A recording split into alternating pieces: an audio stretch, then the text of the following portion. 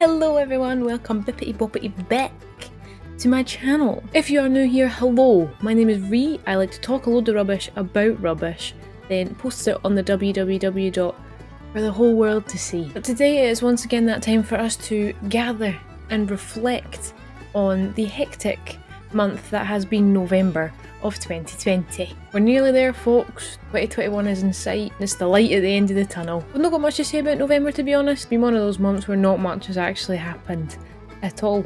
So this is going to be fun. Anyway, let's go and kick it off the way we usually do with my favourite song of this month. Scarlet Cross by Black Veil Brides. I love this tune. It's got me so hyped for the whole Phantom Tomorrow thing that they're doing. I'm really happy that it was released because for a while I was afraid that Black Veil Brides were coming to the end of their rope. But then Ashley left the band, they replaced them with Lonnie, and everything since has been sunshine and roses. I don't want to use the word comeback because it's not a comeback, they didn't go anywhere. But it's a great way to kickstart the next chapter of Black Veil Brides, which I am very, very excited for. See, now is when I usually talk about my favourite things on telly and my favourite films and that. I don't have a favourite film this month, but I have instead 3 telly shows that I have been watching. Bear with me here, we've got 3 telly programmes to compensate for the lack of other stuff. Yeah, November's not been very eventful, but I will tell you for why later on. First up is I'm a Celebrity 2020 Welsh Castle edition. Classic programme, love it every single year. I don't want to say too much about it because I did actually release a little surprise video a couple days ago all about I'm a Celebrity and my predictions and who's in it and what I think of them all and who I think's going to win at Jordan. So if you would like to hear more about I'm a Celebrity, go and watch that video instead because I explain it all and I'm very much on Team Jordan to win it. Next up is Dracula. This is a 3-part BBC series which is on Netflix. Look at me, I'm a wee goth, I like the story of Dracula. I saw that it was a 3-parter made by the BBC and I thought if it's the BBC it can't be that scary, and it was absolutely phenomenal. Like I said, just a wee 3-parter, the whole story of Dracula, a little bit of a modern twist but not like a cringy modern twist. Claes Bang portrays Dracula, he himself. I just think the cast was great. I think it was just such a great telling of the story, and like not just telling the story again like it has been thousands of times, but like a cool twist on it as well. I always feel weird when I talk about programmes because I never want to give away too much in case you actually want to go away and watch it. I don't want to spoil anything for anybody, so I'll try and be really obscure. That's also a very good programme if you fancy watching it, and it's on Netflix now. The third TV programme that I am mental about this month is the Queens Gambit. I have never been so interested in chess. I have no idea what's going on in the whole programme, right? But it is absolutely phenomenal. It's about a girl who is orphaned, but she's an absolute genius at chess, right? She wants to become a chess champion and play chess all the way until she gets to Russia. I'm not spoiling it, I can't tell you the end, but it's great. And it's got Thomas Brodie Sangster in it, it's got the girl from Peaky Blinders in it, her name's just escaped me, I apologise. It's got Dudley Dursley in it. It's a great vibe of a show, right? Me and my mum watched the whole thing. Saying that it's a programme about chess doesn't make it sound that interesting, but there's so much more to it than that. Queen's Gambit isn't the usual kind of thing I would go for watching on telly. I'm so glad I did. It's just so good. I don't want to say too much because I'll give it away. For a Netflix original as well, it's so well done. Also, Thomas Brodie Sangster with an American accent gave me a right kick, and he was dressed like a cowboy for some reason.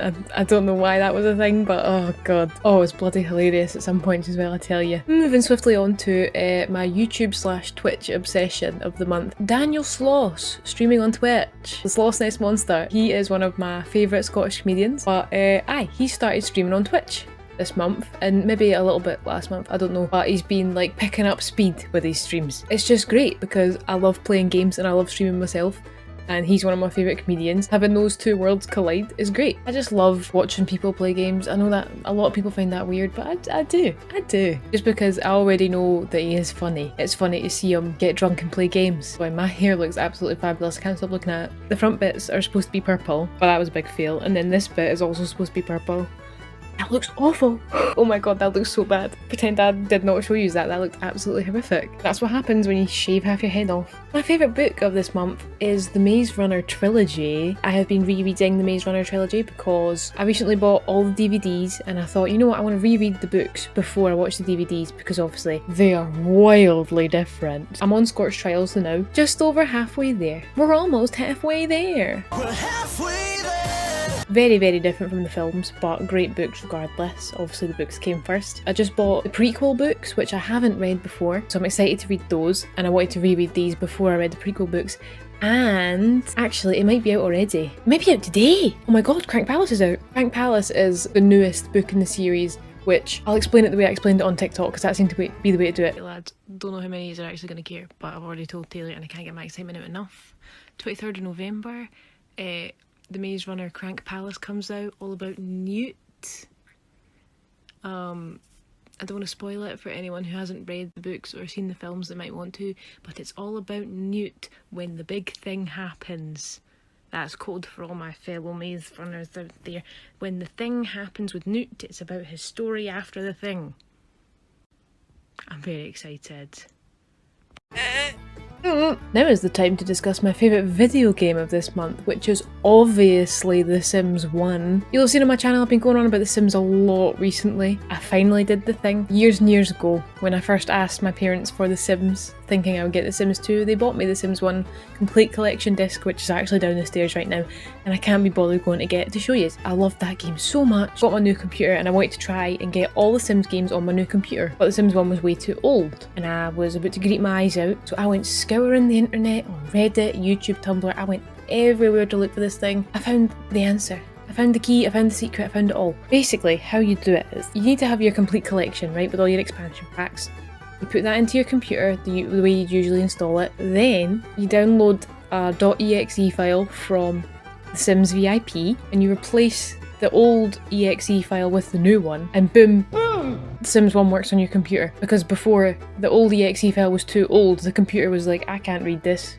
This is like an ancient hieroglyphic text on a stone tablet that you've given me and I need normal stuff to read. Thank you, Sims VIP, for that amazing .exe file that has absolutely revolutionised my life. Because without it, I could never play The Sims 1 again and I would have probably cried my eyes out multiple times. And at the moment as well, I am actually doing a Sims 1 Making Magic playthrough, focusing on just the Making Magic stuff and trying to become the greatest witch / wizard who ever lived and raise enough magic coins to buy a big spooky house in Magic Town. So if you would like to see that as well, I'll put a card and a link somewhere. We're going to skip over the usual few topics now and go straight to my favourite activity of this month. Life has just stopped in its tracks for me this month because of uni deadlines. I had 3 very, very big deadlines due this month. I don't really want to go into it too much because it's boring, and I just handed in the final 2 deadlines yesterday, so the quicker I can put them out of my mind the better. I am fused to this computer chair. I have not moved in weeks because I've been sat here just typing away, end of the line ting. It was non-stop. Now that they're done, yes, I have 2 more deadlines to do in the future, but now I'm like, what do I do with my time? Now I feel like I've got nothing to do because I was like so stressed and I was waking up, working, going to bed, waking up, working, going to bed. It was insanely stressful. But now it's done and I feel like a free bird. Like I feel like I could just take off, take flight. I'm so buzzing, so buzzing. Also, I'm going in and out in focus because I've been mucking about with my camera. Nat 5 Media has done me well, actually. I think it looks alright. The focus has gone a bit funny because I've been messing about with the white balance. That doesn't matter to me, to be honest. No offence, but I don't care. However, I do have a big event this month. I got a job. Well, I say that. Don't get paid for it, sadly. I'm taking part in an archaeological excavation of Camo Estate, which is a big park with a couple ruins in it. Just started it a couple weeks ago. Brilliant fun. Great group of people. I am one of the youngest, mind you, but that's not a bad thing. But yeah, it's just some archaeological experience. We found some cool stuff. I might do a big video information-y thing about it at some point once I get more info on it. If you would like to see that, if you'd like to be included in what I'm doing, or hear about it, I would like to bring archaeology to the digital age, you know what I mean? So let me know if you'd like to see that and I'll try and collate something together. But yeah, that's my big event. I've been back in the field, back on site, back doing some digging. You know what, I don't even have a strange addiction this month because I've just not had time to eat anything other than like super noodles and mug shots. But as always, to round it off at the end, what are the lessons that I have learned this month? Got 2 lessons for you this time. Stop leaving your assignments to the last minute. Just do your work or start reading a couple weeks earlier. It's not that difficult. Yes, it's boring, but in the long run you will thank yourself because you will not have to sit and just not move from your computer for 8 hours straight and then go to bed again. Do some work. Do it in little light loads over a couple of weeks. Don't leave it all till the final week and absolutely pap out a whole load of absolute rubbish. And the second lesson is, wear your retainer. Wear your retainer. Wear it. Yes, it hurts. Yes, it's broken. Yes, I have cracked my retainer down the middle. No, I do not want to pay another 120 quid to get a new one. But wear it. You need to keep your teeth straight. And there you have it, lads. That is my favourite things about November of 2020. Thank you so much for watching. Let me know what your favourite things about November were, and if you also like the things that I liked, or if you don't like them. As always, links will be in the box below to all of my social media, my Sneak Elite referral code, and my Discord. Come along and say hello. We're a great wee bunch, to be honest. Well, I think that's it then. That's all I've got to say to you, for this week at least. I better pop off and get ready to watch I'm a Celebrity. Yes. Eliminations have started, so check up on my predictions video and see how right I was. Thank yous again so much for watching, and I will see you next Tuesday.